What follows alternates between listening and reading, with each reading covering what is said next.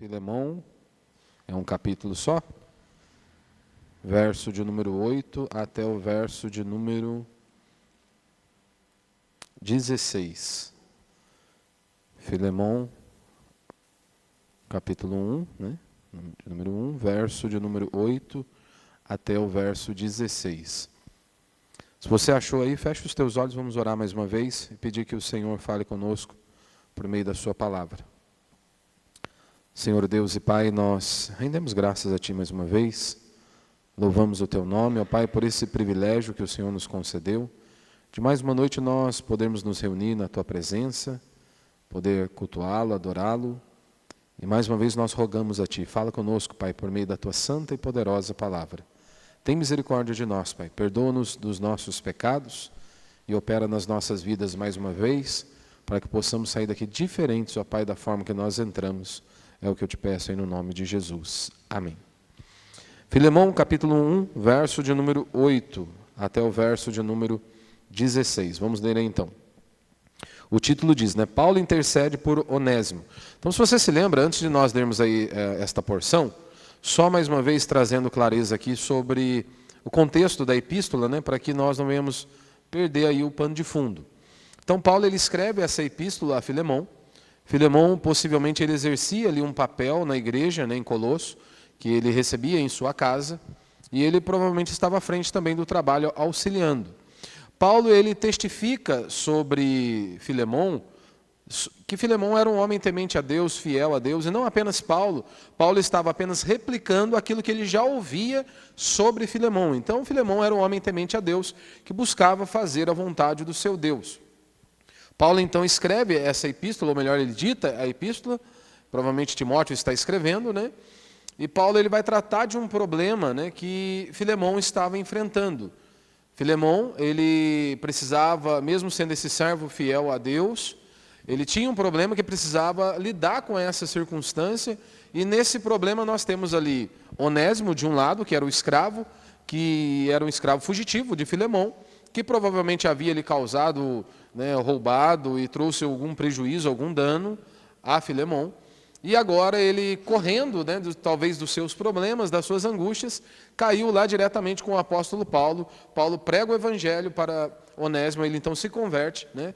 Deus abre os seus olhos, quebrando o seu coração. Ele ouve o evangelho e então ele se prostra diante do Senhor. Então nós temos de um lado Filemão, o Senhor, né, que era dono desse escravo ali, Onésimo, que havia causado esse prejuízo, e agora se converteu o seu Senhor, e Paulo, que é o pastor ali, que está ele está fazendo esse papel de mediador, tentando reconciliar agora esses irmãos em Cristo. E Paulo então dita a sua epístola, né, justamente para tratar esse problema. Se você se lembra, né, nas pregações passadas, um terço da epístola, Paulo não tocou na questão do problema. Paulo estava preparando o coração de Filemão para receber esta exortação, um encorajamento, né, mas para que pudesse ser tratado isso. Então, um terço da epístola, ele não foi direto ao ponto, mas pelo contrário, ele preparou o coração de Filemão para que ele pudesse, de fato, acatar isso, né, que Paulo viria a tratar posteriormente, que é o que nós iremos meditar aqui nesta noite, se Deus assim nos permitir. Então, Paulo agora ele vai entrar na questão do problema, que é justamente o Filemão, ele precisa perdoar Onésimo, né? Então, Paulo ele vai mostrar isso para Filemão, a importância disso, né? Que ele precisa praticar o evangelho. Aquilo que ele anunciava, que muitas pessoas já haviam testemunhado e testificado da fidelidade dele para com o seu Deus, agora estava sendo posto à prova por meio desta situação que ele precisava resolver, que era perdoar agora aquele que era escravo, mas agora, antes de ser um escravo, era seu irmão também em Cristo Jesus, né? Então, este é o pano de fundo. Então, Paulo escreve essa epístola a Filemão, e esses são basicamente aí os personagens aí principais aí da história. Então, vamos ler aí Filemão, capítulo 1, verso de número 8 até o verso de número 16. E Paulo diz o seguinte: embora eu tenha plena liberdade em Cristo para te ordenar o que deves fazer, prefiro pedir-te, confiado no teu amor, eu, Paulo, já velho e agora também prisioneiro de Cristo Jesus, venho interceder por meu filho Onésimo, que gerei na prisão. Anteriormente ele te foi inútil, mas agora é muito útil para mim, para ti e para mim. Então é interessante, né, aqui já de bate-pronto nesses versos, Paulo ele diz o seguinte, olha, eu poderia te ordenar, porque ele era uma autoridade. Ele é um apóstolo da parte do Senhor, ele é um embaixador de Cristo, ele está ali como ministro do Senhor. Então ele diz, olha, eu poderia te ordenar você fazer o que é correto, Filemão. Você tratar esse problema e resolver a sua situação. Mas eu prefiro pedir-te confiado no teu amor, porque é isso que o Evangelho vai produzir em mim e em você. Se nós de fato fomos perdoados por Cristo, esse amor também deveria transbordar, e esse perdão também deveria transbordar para o próximo. E aí ele diz, né, eu, Paulo, já velho, e agora também prisioneiro de Cristo Jesus. E a ideia de velho aqui é a ideia também de um presbítero, né, uma pessoa madura. E ele está dizendo, olha, eu aqui, como servo do Senhor, venho interceder por meu filho Onésimo. Né?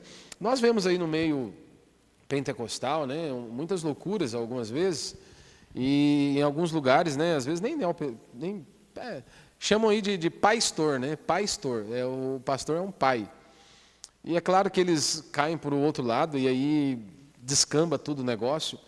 Mas nós vemos aqui Paulo constantemente ele se apresenta desta maneira, né? Como se ele fosse ali um pai daquelas pessoas, né, que foram geradas por meio do seu trabalho, né, por amor a Cristo, pessoas esta que ele acompanhou.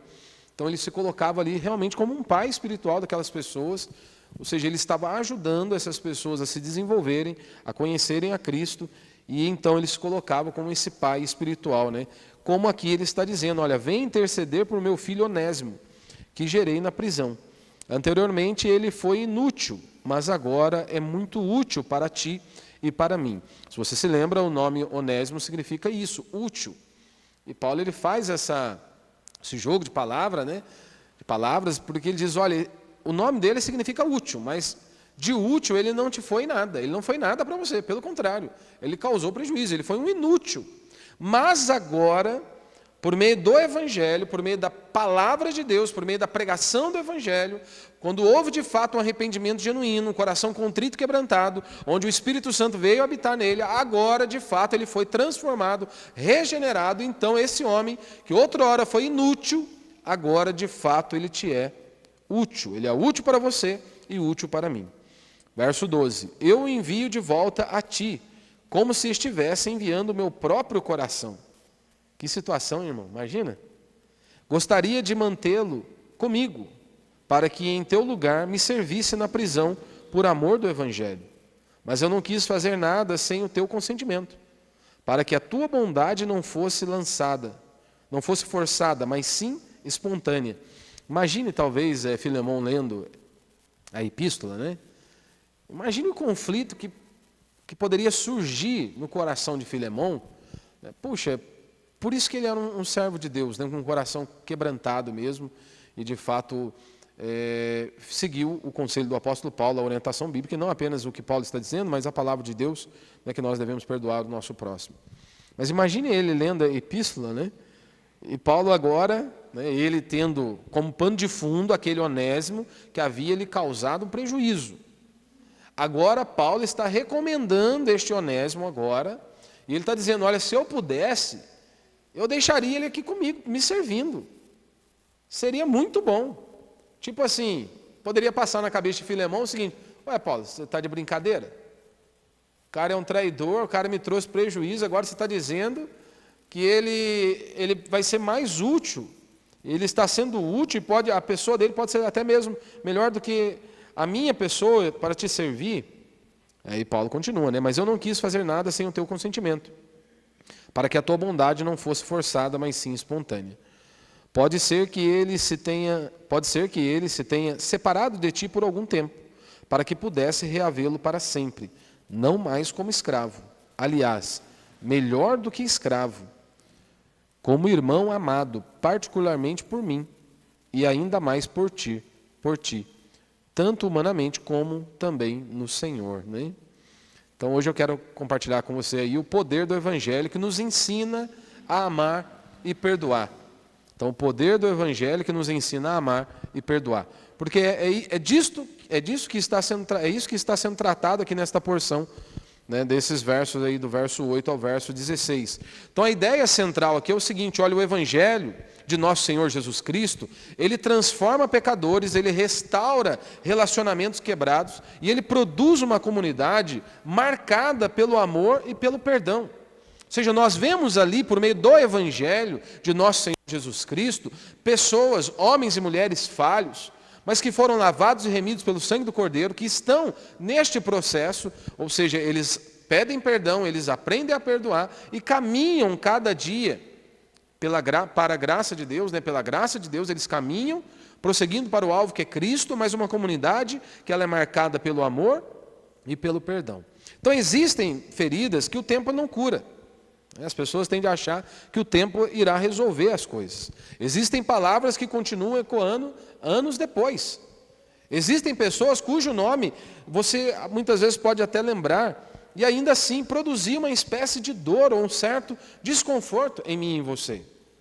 Talvez você já tenha perdoado alguém de maneira superficial. Mas não é isso que a Escritura nos chama a fazer. Não é para nós perdoarmos alguém de maneira superficial. Talvez você perdoou de maneira superficial e talvez tenha seguido em frente.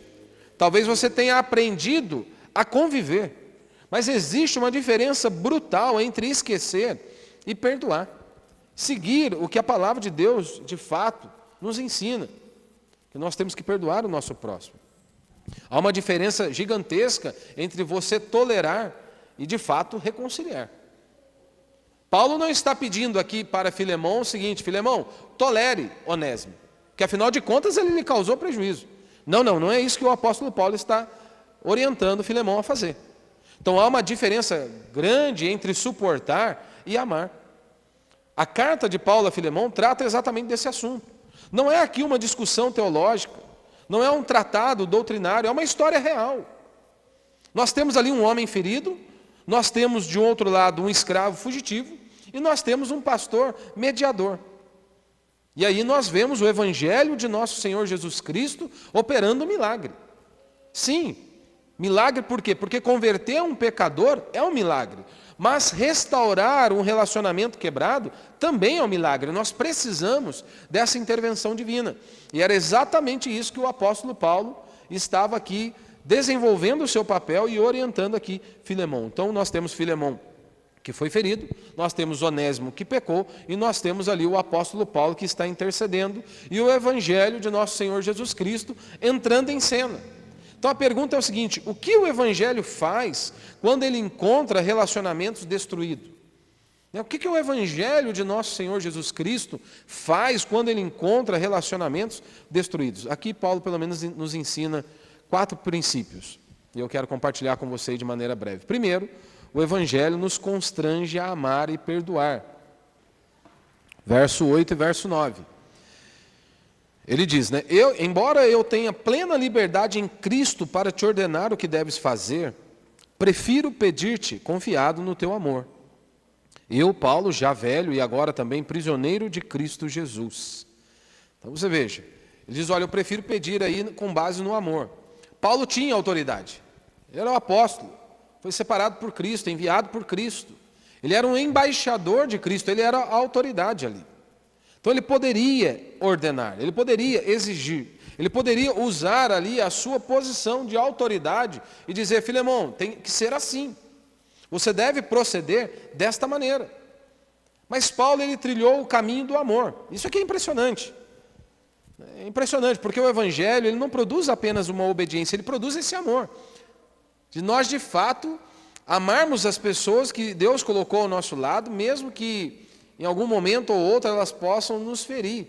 Mas se houver um arrependimento genuíno, nós devemos sim amar o nosso próximo, né? E assim como Paulo está intercedendo aqui por Onésimo, né, que houve de fato uma transformação na vida deste homem, que ele não fosse apenas tolerado, mas que ele fosse amado por Filemão, que ele fosse recebido por Filemão, ou seja, que ele fizesse parte da comunhão.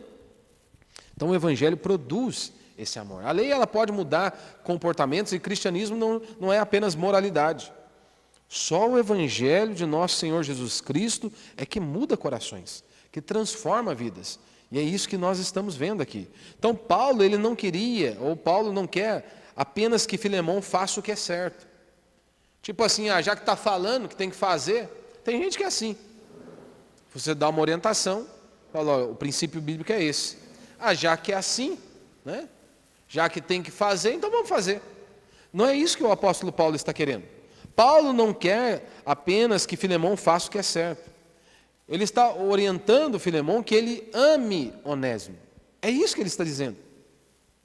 Que vocês sejam amigos, Filemão, que você enxergue Onésimo agora como irmão em Cristo Jesus. Então, muitos cristãos, eles fazem a coisa certa, muitas vezes de maneira errada. Eles perdoam, mas esse perdão, né, é apenas externo. Muitos ali no seu interior continuam alimentando o ressentimento, a mágoa. Até cumprimentam a pessoa, mas eles não acolhem. Eles até conversam, mas não amam. Mas que coisa de louco é essa? Coisa de gente doida. Mas eu não consigo. Meu irmão, você tem que simplesmente olhar e Cristo te perdoou. Cristo te perdoou. Por que você não pode perdoar o seu próximo? Pastor, mas você não sabe o que fulano falou ou fez. Se eu for, ou qualquer pastor, né? Qualquer pastor, ele nunca vai agradar todo mundo. Nunca vai agradar todo mundo, nunca vai agradar. Né? Se nem Jesus agradou a todo mundo, meu irmão, você acha que um pastor vai agradar? E é claro, eu e qualquer outro, você pode ter certeza que já lidamos com circunstâncias que às vezes tem muitas pessoas que nem sabem, né, do que eu sei, que já falaram de mim. E aí eu continuo até hoje tratando da melhor maneira possível. Por quê? Porque assim como eu erro, eu sei que o outro também erra, e nós caminhamos, seguimos e vamos caminhando. Porque se há de fato transformação, se há ali um arrependimento, eu não posso ficar alimentando nada no meu coração. Eu simplesmente viro a página e toco a bola para frente e vamos seguir a vida. É assim que funciona. É assim que funciona. Mas muitos não querem lidar assim. Mas fulano errou, para mim já não presta mais. Então tem que se preparar para ficar sozinho. Essa é a realidade da vida. Mais cedo ou mais tarde você vai ficar sozinho. Então a maior evidência ali da maturidade cristã não é conhecimento. É essa capacidade de perdoar, de colocar em prática a palavra de Deus. Há pessoas que elas sabem, principalmente no nosso contexto, né, no contexto reformado, há pessoas que elas sabem muito bem explicar Romanos. A epístola de Paulo aos Romanos. Sabem explicar o contexto imediato, o contexto geral da epístola, sabem explicar as passagens, as doutrinas, dividir ali a epístola de Romanos, todo o assunto que é tratado ali na epístola, de uma forma cirúrgica. Mas não conseguem perdoar um irmão. Sabem defender a soberania de Deus com maestria, mas eles não conseguem abrir mão de uma ofensa. Que evangelho é esse? Que evangelho é esse? Acho que eu citei aqui a semana passada, uma vez conversando com uma irmã, e falava bonito de perdão, de amor a Jesus, de amor à igreja, de amor à obra, até que um dia o irmão lhe pisou no calo. Aí mudou a conversa. Aí aquelas palavras bonitas, né? Os princípios bonitos, as doutrinas que tanto falavam, não entrou em prática. Não foi posto em prática. Porque falar é fácil, meu irmão. Até papagaio, se você ensinar, ele vai falar. Pelo menos alguma coisinha ele vai soltar. Agora, o difícil é nós colocarmos em prática as palavras do nosso Senhor e Salvador Jesus Cristo. Bonito falar sobre perdão, bonito falar sobre amar, difícil é nós colocarmos em prática. Você perdoar aquele que te ofendeu, que pisou no seu calo, e você continuar amando e caminhando com o objetivo que Cristo seja glorificado por meio das nossas vidas. Então é claro que exemplo nós temos. Paulo teve um exemplo gigantesco.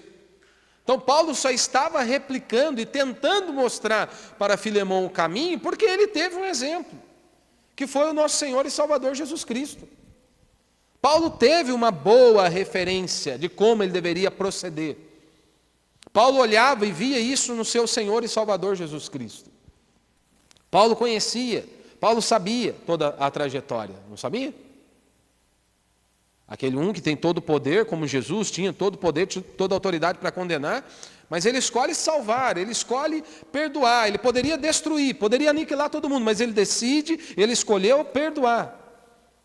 Paulo olha para o seu mestre, e ele aprendeu inúmeras coisas, e agora ele está transmitindo, tentando transmitir isso também a Filemão. Filemão, nós temos que andar desta maneira. Porque o nosso Senhor nos amou. Nós pecamos, nós transgredimos. Nós pecamos contra o nosso Deus. Nós fizemos coisas horríveis contra o nosso Deus. Mas Ele nos amou, Ele nos perdoou. Então nós também precisamos estender isso ao nosso próximo. E no caso aqui o próximo dele era justamente Onésimo, né? Segundo, o Evangelho ele transforma pecadores, né, e cria novas pessoas, ou que nós chamamos aí de regeneração. Verso 10. Vem interceder por meu filho Onésimo, que gerei na prisão. Anteriormente ele foi inútil, mas agora é muito útil para ti e para mim. Eu o envio de volta a ti, como se estivesse enviando o meu próprio coração. Então imagina, meu irmão, Onésimo não lhe foi útil no passado, mas agora é muito útil. O Evangelho de nosso Senhor Jesus Cristo, ele sempre vai transformar pessoas. Não é isso que Paulo diz em Romanos? O Evangelho é o poder de Deus para a salvação. O Evangelho sempre vai transformar pecadores. Aqueles que foram ali perdoados por Cristo, como nós vimos aí no primeiro ponto, né? O Evangelho nos constrange a amar e perdoar, porque Ele nos amou, Ele nos perdoou. Então esse Evangelho produz essa transformação, ele transforma pecadores em novas criaturas. Há ali o novo nascimento, a regeneração. E aí nós vemos isso de maneira muito clara aqui na vida de Onésimo. Antes desse processo de conversão, de transformação, era um Onésimo. Após ouvir o Evangelho genuíno de nosso Senhor Jesus Cristo, por meio da boca do apóstolo Paulo, há então uma transformação por meio do Evangelho. Então, antes nós temos aquele Onésimo que era um escravo fugitivo, provavelmente um ladrão, um traidor, um desobediente, mas de repente há um divisor de águas na vida desse homem chamado Onésimo.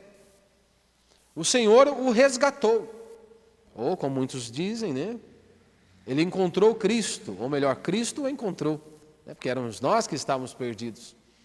E ali então, por meio da vida do apóstolo Paulo, Paulo anunciando a Cristo, anunciando as verdades de Deus, anunciando, pregando a boa notícia.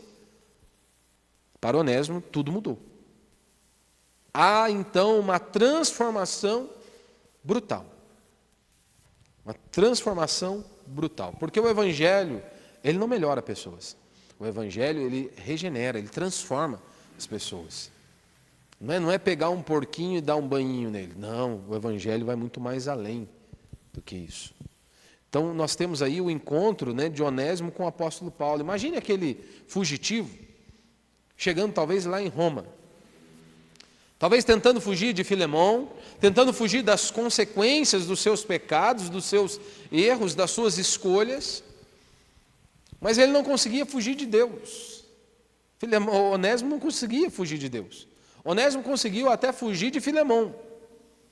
Mas de repente ele está ali com o apóstolo Paulo. E através do apóstolo Paulo, por meio da vida do apóstolo Paulo, ele encontra o Senhor e Salvador Jesus Cristo. Por meio do Evangelho que está sendo pregado, por meio da palavra de Deus que está sendo anunciada. E se Paulo olhasse apenas, né, para o natural, como muitas vezes eu e você podemos fazer, não é? Nós queremos selecionar as pessoas que nós iremos pregar o Evangelho, olhamos muitas vezes para a condição financeira, para as vestimentas, para a estrutura daquela pessoa, e aí então julgamos se ela está apta ou não a receber a boa notícia do Evangelho. Paulo não estava preocupado com a aparência ou com a condição financeira ou social de Onésimo. Paulo estava fazendo o papel dele, que era pregar o Evangelho, ponto final. É ser essa voz da parte de Deus para anunciar o Evangelho de nosso Senhor Jesus Cristo. E de fato houve ali então transformação. Houve transformação. Porque Paulo deixa isso muito claro, que algo mudou na vida de Onésimo. Ou seja, muitas coisas, na verdade, mudaram ali na vida de Onésimo após ouvir o Evangelho, se arrepender dos seus pecados e crer em Cristo Jesus. E Paulo nos dá aqui, pelo menos apresenta aqui, pelo menos duas evidências. Primeiro, esse novo comportamento. Houve uma transformação. E ele diz isso de maneira muito clara. Olha, eu venho interceder por Onésimo, meu filho Onésimo, que gerei na prisão. Anteriormente ele foi inútil. Agora é muito útil para ti e para mim. O Evangelho faz isso, o Evangelho transforma as nossas vidas. E aqui houve também essa transformação no comportamento de Onésimo. Agora ele é produtivo, agora ele é um servo, agora ele é um servo mais comprometido. Havia então uma mudança visível, a ponto do apóstolo Paulo recomendar, ou até mesmo querer que ele ficasse ali com ele para servi-lo na prisão. Servi-lo a Cristo. Servir a Cristo, né? Juntamente com ele ali na prisão. Então nós vemos essa mudança no comportamento. Mas também houve ali uma mudança nos relacionamentos. Novos relacionamentos. Paulo agora o chama de filho. Ele é o meu filho, eu o gerei aqui na prisão. Olha, receba como se você estivesse recebendo o meu coração. Ele é um irmão amado, muito amado, precioso. O Evangelho muda a maneira como nós nos relacionamos. Ele transforma todas as esferas da nossa vida. Porque senão nós vamos ser um bando de gente que só vem culto após culto, falamos bonito, mas não há nada de algo prático nas nossas vidas. O que Paulo está tratando aqui é desse amor prático, que é produzido por meio do Evangelho de nosso Senhor e Salvador Jesus Cristo. Algo que sai apenas da teoria e vem realmente para a prática. Colocarmos em prática aquilo que Deus diz em sua palavra. Então quem não nasceu de novo, meu irmão, quem não nasceu de novo, ele vai continuar na sua mesma vidinha. Agora, quem nasceu de novo não permanece o mesmo. Não que ele não tenha falhas, não que ele não venha pecar, ou até mesmo escorregar, às vezes, até mesmo nos mesmos pecados. Mas se houver um arrependimento genuíno e um desejo de andar em novidade de vida, sempre haverá perdão, não é isso que João disse? Se confessarmos os nossos pecados, ele é fiel e justo para nos perdoar os pecados e nos purificar de toda injustiça. Então, o novo nascimento, ele vai produzir uma nova mente, novos desejos, novos hábitos, novos relacionamentos. A igreja não é um museu de santos. A igreja é uma oficina de pecadores que foram transformados, estão sendo transformados dia após dia por meio do Evangelho de nosso Senhor Jesus Cristo. Paulo estava mostrando isso. Pessoas que foram transformadas, ou no caso aqui Onésimo, né, que era de fato ali algo notório. Há uma mudança ali, né, como diz aí o ditado, para o vinho, da água para o vinho. Então talvez você possa ser como Onésimo. Você pode estar fugindo, tentando recomeçar, tentando esconder os seus pecados, mas Cristo continua chamando. Existe uma liberdade verdadeira somente em Jesus. Talvez Onésimo ele estava em busca disso, de liberdade. Só que Paulo mostrou a ele o seguinte: Onésimo, a liberdade que você está buscando, imagine a cena. Onésimo está buscando uma liberdade, de repente ele encontra com um homem na prisão, e ele diz: eu não sou prisioneiro de Roma, eu sou prisioneiro de Cristo. Ele é um cara mais livre do que muitos que estavam lá fora. E era isso que Paulo estava pregando para Onésimo. Onésimo, a liberdade que você está buscando, talvez a paz que você está buscando, só o Senhor pode dar. E é só por meio dele que você vai encontrar. Terceiro, né, caminhando aí já para o fim, né, o Evangelho nos ensina a enxergar a providência de Deus. Verso 13 a verso 15. Né? E Paulo diz, né, gostaria de mantê-lo comigo, para que em teu lugar me servisse na prisão por amor do Evangelho. Mas eu não quis fazer nada sem o teu consentimento, para que a tua bondade não fosse forçada, mas sim espontânea. Pode ser que ele se tenha ele se tenha separado de ti por algum tempo, para que pudesse reavê-lo para sempre. Né? Em algumas versões, né, você o perdeu por algum tempo para ganhá-lo para sempre. Então aqui Paulo, ele muda completamente a perspectiva. Talvez ele estivesse enxergando apenas a dor, ou seja, o prejuízo que Onésimo lhe havia causado, a vergonha. Agora Paulo ensina a enxergar justamente a providência de Deus, ou a soberania de Deus em cada detalhe, ou em cada momento da sua vida, em cada circunstância. Porque veja o que aconteceu. O que aconteceu? Talvez Filemão estivesse pensando isso. Pô, eu fui roubado, fui traído, fui prejudicado, ou seja, ele só enxergava o lado negativo do negócio. Agora Paulo vem e diz, olha, Deus estava trabalhando em cada detalhe, em cada momento, ó Filemão, da sua vida. Com isso o apóstolo Paulo não estava aprovando o pecado. Não. Mas Paulo estava mostrando a Filemão o seguinte, olha, Deus continua governando de maneira soberana. Era isso que o apóstolo Paulo estava mostrando. O Filemão, você crê ou não crê que Deus está no controle de todas as coisas? Que Ele é soberano sobre tudo e sobre todos? Isso, a Escritura está farta de exemplos assim. Você se lembra lá de José do Egito? Poxa, o cara mais gente boa, o irmão mais gente boa, falou assim, vamos vendê-lo como escravo, porque o resto queria matá-lo. O resto queria matá-lo. O mais gente boa falou, vamos ganhar um dinheirinho com ele, vamos vendê-lo como escravo. Todos nós sabemos o desfecho, até que chega aquele momento onde, o que José diz a eles? Olha, vocês intentaram mal contra mim, mas Deus o tornou em bem. Ou seja, Deus estava ali orquestrando cada detalhe. Tanto que é tão impressionante a história de José, se você já leu, que José está na prisão. E diz a Escritura desta maneira, na prisão, a mão do Senhor era sobre ele. Hoje os crentes não conseguem mais enxergar isso. Porque bênção de Deus para eles é somente quando tudo está correndo legal. Sem nenhum problema, sem nenhum desconforto. Então a bênção de Deus está sobre mim. Não, o texto diz que na prisão, a mão do Senhor era com José. Na prisão. Ora, você olha para a cruz de nosso Senhor Jesus Cristo. É o maior exemplo disso. O maior exemplo disso. Lá na cruz, o nosso Senhor foi esmagado. Antes foi cuspido, humilhado, açoitado. E nós vemos ele sendo pendurado no madeiro por conta dos nossos pecados, por conta da nossa transgressão. A ira de Deus é descarregada sobre ele. Ou seja, o pior pecado ali da história produziu a maior salvação também da história. Desde o início do ministério de Jesus, se você se lembra, os fariseus, os escribas, ficavam furiosos contra ele. Queriam a todo custo matá-lo, né, ou jogá-lo na prisão. A todo instante, basta você ler os evangelhos. Você irá perceber isso.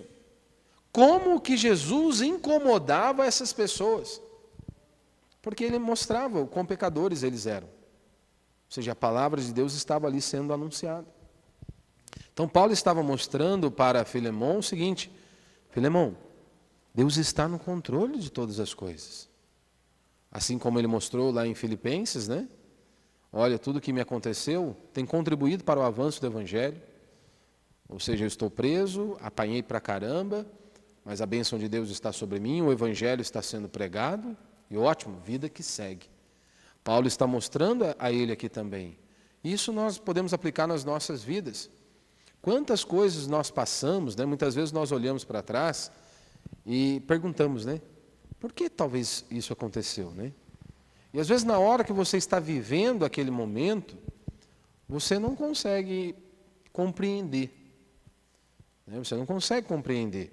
Aí anos depois, você olha mais uma vez para aquele cenário, e aí nós percebemos algo fantástico. Esse algo fantástico é o que nós percebemos que Deus, Ele estava ali orquestrando cada detalhe. Que a nossa vida, na verdade, não se resume à nossa vidinha, o nosso próprio umbigo, né? Esse é o nosso problema, nós pensamos apenas em nós, na nossa vidinha, na nossa família, no nosso próprio umbigo, e acabou. Só que nós fazemos parte de uma grande história. Essa é a grande realidade. E quando nós olhamos para esse cenário macro, aí nós vemos, conseguimos enxergar ali a mão do Senhor, Deus orquestrando cada detalhe, assim como Ele fez na vida de Jó. Jó enfrentou horrores, Mas em nenhum momento ele estava sozinho, Deus estava ali. Porque, ora, a providência de Deus não elimina a dor. Filemão sofreu, Paulo sofreu, Onésimo sofreu, mas Deus estava ali conduzindo tudo. De um jeito que ele está sendo glorificado, nós estamos sendo lapidados, tratados e transformados, com esse objetivo de nos parecermos com o nosso Senhor e Salvador, né? E refletimos esse Evangelho, né, que alcançou pecadores como eu e você, transformou as nossas vidas e tem nos transformado dia após dia, né? E por último, né, que é basicamente junto do que eu estou falando já, o Evangelho transforma inimigos em irmãos, né? Verso 16. Não mais como escravo, aliás, melhor do que escravo, como irmão amado, particularmente por mim e ainda mais por ti, tanto humanamente como no Senhor. Interessante, né? Olha, ô Filemão, receba-o agora não mais como escravo, mas vá um pouquinho mais além. Receba-o como um irmão amado. Meu irmão, você percebe o que Paulo está dizendo aqui? Você consegue perceber? Ele não está apenas pedindo perdão. O que Paulo está pedindo aqui é restauração. Paulo não está pedindo apenas para Filemão o seguinte: tolere Onésimo. Não, ele está pedindo comunhão. Que ele seja restaurado, que ele faça parte da comunhão. Ele não está dizendo, olha, tentem manter a paz. Você acha que a igreja não tem esse problema, irmão? Às vezes irmão que não quer falar com o irmão? Tinha aqui com o apóstolo Paulo. Tem. Faz parte. Ou seja, nós precisamos crescer, se desenvolver. Às vezes nós ficamos presos em coisas tão pequenas. Coisas tão pequenas. Então Paulo não estava pedindo apenas paz, ele estava pedindo amor. Coloque em prática o Evangelho. Então nós vemos aqui esse poder revolucionário do Evangelho de nosso Senhor Jesus Cristo. Talvez no contexto ali de Filemão, no contexto ali do Império Romano, talvez olhassem para Onésimo e o enxergassem apenas como uma propriedade. Agora Paulo vem e mostra como Cristo enxerga o ser humano. Como que Cristo enxerga Onésimo? Ele não era uma propriedade, ele era um irmão. Isso aqui mudou tudo. O Evangelho plantou essa semente, né, que jogaria por terra aí a escravidão. Por meio do Evangelho. Como muitas outras coisas foram jogadas por terra por meio do Evangelho. Muitos ateus, né, ou opositores aí do cristianismo vão se levantar, né, vão dizer que Paulo não falou nada, né, contra a escravidão. E é claro que há todo um contexto, né, podemos até falar mais sobre isso em uma outra mensagem, mas tudo tem um tempo, tudo tem a hora. Mas nós sabemos, o Evangelho plantou essa semente que destruiria a escravidão. Porque onde Cristo reina, as pessoas elas têm dignidade, as pessoas têm valor, as pessoas são vistas como a imagem de Deus. Então, por onde o cristianismo de fato floresceu, há essas transformações, né? Houve transformações, continuam existindo transformações, que somente por meio do Evangelho, por meio da palavra de Deus, né? E quando nós pesquisamos um pouquinho aí da história de Onésimo, né, tudo indica que esse escravo fugitivo, tudo indica, né? Nós não temos aqui na Escritura, na Bíblia sendo narrado, né? Mas tudo indica, né, na história que esse escravo fugitivo ele se tornou posteriormente ali um líder, né? Nós temos uma menção lá em Colossenses, se não me falha a memória, mas tudo indica, né, que posteriormente ele se tornou um líder importante na igreja. Provavelmente ele se tornou um bispo. Ah, pastor, mas será se era ele mesmo? Muitos vão apoiar essa ideia justamente porque Onésimo não era um nome assim tão comum daqueles dias, né? Mas independente se seja o mesmo Onésimo ou não, se ele se tornou bispo ou não, uma coisa está muito clara. O Evangelho produziu transformação na vida deste Onésimo, aqui desse escravo. O Evangelho de nosso Senhor Jesus Cristo continua produzindo transformação. Ele não apenas nos livrou da condenação eterna, não nos livrou apenas da ira de Deus ser despejada sobre nós, como também produz essa transformação que impacta toda a nossa vida, os nossos relacionamentos, toda a nossa existência. Porque veja, quem imaginaria um fugitivo, um ladrão, um escravo, transformado pela graça de Deus somente por meio do Evangelho? Que isso é possível. Somente por meio do Evangelho. Agora, pergunta, nós cremos que esse Evangelho continua transformando vidas? Porque às vezes nós nem cremos mais. Nós olhamos para as pessoas, como eu disse aqui no início, aí você julga, né, o livro ali pela capa. Ah, fulano está aprisionado nos vícios, fulano está assim, está assado. Então não, o Evangelho não tem poder para isso, é isso que você está dizendo? Ainda bem que é Deus quem opera, né? Porque se dependesse de nós, né, se dependesse da nossa boa vontade, muitas vezes, muitos ficariam de fora, porque nós julgamos que eles não são dignos de ouvir o Evangelho. Né? Paulo não escolhia para quem ele iria pregar. Tem oportunidade? Eu prego para o guarda. Deu oportunidade? Prego para o escravo. Deus me deu oportunidade, estou pregando para todo mundo. Por isso que ele diz, prega sendo oportuno ou não. Só que nós queremos, né, estabelecer um grupo ali de pessoas para ouvir esse Evangelho. Que Deus tenha misericórdia de nós, né, opere nas nossas vidas. E é claro, Filemão, ele representa também todos nós, assim como Onésimo, né? Filemão representa todos nós porque todos fomos feridos, todos carregamos lembranças, todos conhecemos alguém difícil de perdoar, não é verdade? Todos nós temos. A gente sempre tem aquela pedrinha no sapato, né? Sempre temos, mas nós também somos os onésimos da vida. Sim, porque somos fugitivos, somos culpados, somos indignos. Homens e mulheres, ou seja, pecadores que foram alcançados pela graça de nosso Senhor e Salvador Jesus Cristo. E aí nós temos que nos lembrar, e acima de todos está Ele, Cristo, o verdadeiro mediador, o verdadeiro intercessor. Paulo, ele colocou-se entre Filemão e Onésimo, mediando ali, sendo esse mediador. Quando nós olhamos para Cristo, Cristo se colocou entre Deus e nós. Tanto que Paulo disse, né? Paulo, olhando aqui no contexto aqui de Filemão, ele diz, olha, receba Onésimo aí. Receba como se você estivesse recebendo o meu próprio coração. Nós vemos isso, Cristo diz isso ao Pai, não é? Receba o pecador, nós estamos em Cristo, por isso que as bênçãos de Deus recaem sobre nós, porque as bênçãos foram direcionadas ao seu Filho, e nós recebemos aí, pela bondade, pela misericórdia do nosso Deus. Paulo se dispôs ali, a exercer esse papel de mediador. Cristo, muito mais, ofereceu a sua própria vida. Por isso hoje nós podemos amar, por isso hoje nós podemos perdoar, por isso hoje nós podemos ser reconciliados, porque o Evangelho não apenas salva pecadores.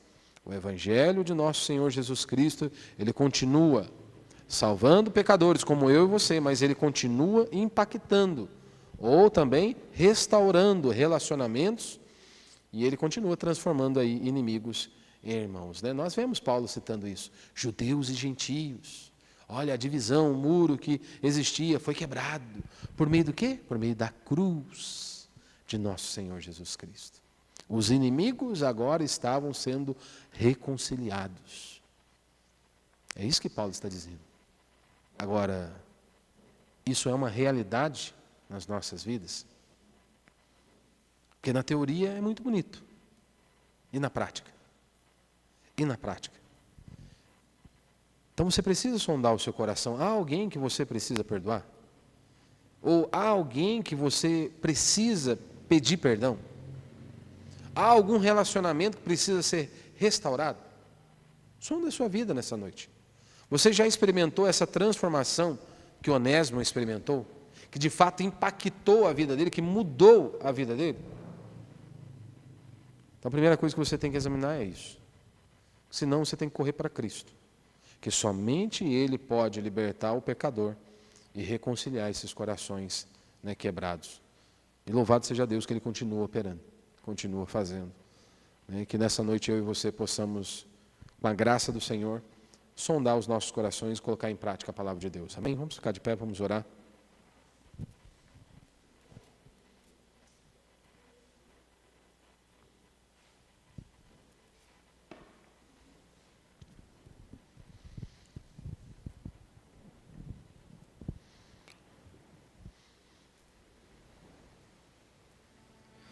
Você pode aí no seu lugar fechar os teus olhos por um instante? Nós já estamos encerrando. Que Deus nos livre, meu irmão, de sermos um bando de gente que sabe citar versículo de cor salteado, que sabe muito sobre doutrina, conhece doutrinas, mas que nenhuma delas produzem vida. Tem muito disso. Muito, muito, muito. Porque nós somos arrogantes, nós somos impetulantes. Essa é a grande verdade. Essa é uma realidade. Nós somos arrogantes, nós somos impetulantes. Mas que Deus nos perdoe dos nossos pecados, quebrante o nosso coração, ilumine a nossa mente, que realmente possamos ser homens e mulheres piedosos, que colocam em prática o Evangelho de nosso Senhor Jesus Cristo. Esse Evangelho que produz essa transformação, esse Evangelho que nos constrange a amar e perdoar o nosso próximo, esse Evangelho que transforma pessoas, esse Evangelho que tem transformado a mim e a você, esse Evangelho que nós enxergamos ali a soberania do nosso Deus, a grandeza do nosso Deus, esse Evangelho que transforma, ele une aqueles que antes eram inimigos, mas que foram unidos pela cruz de Cristo. Então que nós não sejamos aquele grupo que fica apenas na teoria, sabe? Que Deus nos livre de sermos um bando de gente seca. De gente seca, que conhece doutrina, mas que não põe em prática a palavra de Cristo.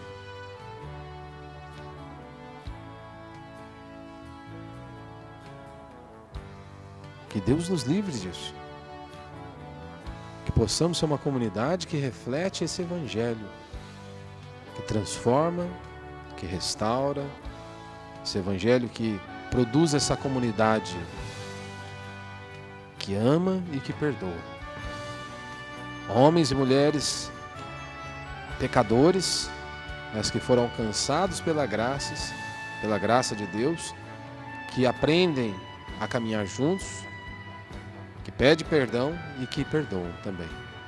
Senhor, esta é a minha oração nesta noite. Transforma as nossas vidas.